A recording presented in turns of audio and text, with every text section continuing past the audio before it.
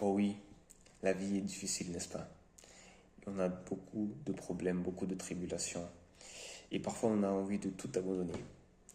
Et dans le livre de Jacques, chapitre 1, et à partir du verset 2, il nous est dit: Mes frères, regardez comme un sujet de joie complète les diverses épreuves auxquelles vous pouvez être exposés, sachant que l'épreuve de votre foi produit la patience. Mais il faut que la patience accomplisse parfaitement son œuvre, afin que vous soyez parfaits et accomplis sans faillir en rien. Comment comprendre cela?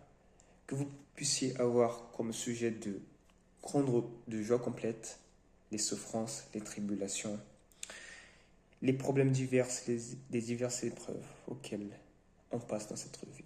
Comment être en joie devant les tribulations, les problèmes, les souffrances, les tristesses. C'est vraiment difficile à pouvoir comprendre cela. Mais ici, il nous est dit qu'on doit avoir un sujet de joie, les tribulations et les problèmes. Comment comprendre cela? Dans le livre de 2 Corinthiens 1,4, il nous est dit, à partir du verset 3, « Béni soit Dieu, le Père de notre Seigneur Jésus-Christ, le Père de miséricorde et le Dieu de toute consolation, qui nous console dans toutes nos afflictions, afin que par la consolation dont nous sommes l'objet de la part de Dieu, nous puissions consoler ceux qui se trouvent dans quelques afflictions. » Oh oui, maintenant là, on a la réponse de pourquoi se réjouir dans les tribulations et les problèmes dans cette vie. Jésus, il est avec nous. Béni soit le Dieu éternel, le Père de notre Seigneur Jésus-Christ, parce que lui, il est avec nous. Il nous aide dans nos souffrances, dans nos problèmes, les afflictions de cette vie. Il est vrai que quand on regarde les choses de cette vie, quand on regarde la souffrance, la tribulation et tout ce que ce monde passe, on a envie beaucoup de fois de tout laisser tomber.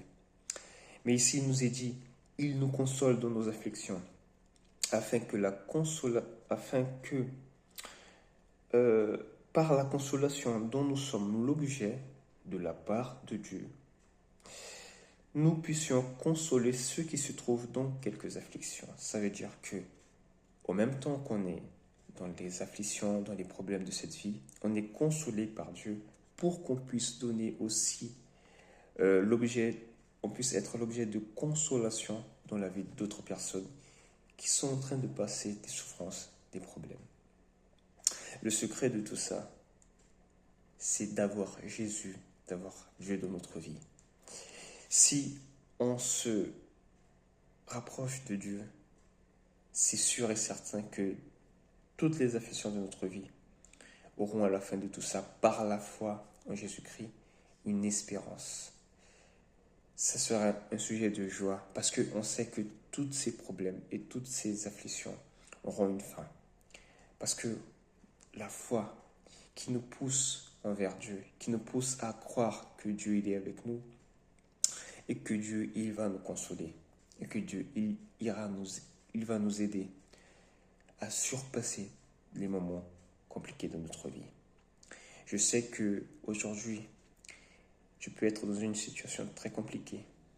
Tu peux avoir des problèmes, des situations diverses, des afflictions. Et parfois, tu as envie de tout abandonner. Mais Dieu, il te dit qu'il est avec toi.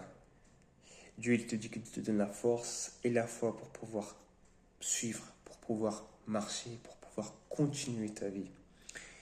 Et si tu as vraiment Dieu dans ta vie, si tu as vraiment Dieu qui est à côté de toi, si vraiment tu cherches être avec Dieu, tu cherches la solution en Jésus-Christ, alors je te dis, mon frère, ma soeur, mon ami, je te dis que tu auras la solution de tes problèmes, car Jésus, il est avec toi. Que Dieu te bénisse, que Dieu te donne une excellente journée et n'oublie pas, Dieu, il est avec toi. Alors, peu importe la situation dont tu passes maintenant, il est avec toi et il va t'aider à passer toutes les tribulations. Prions ensemble.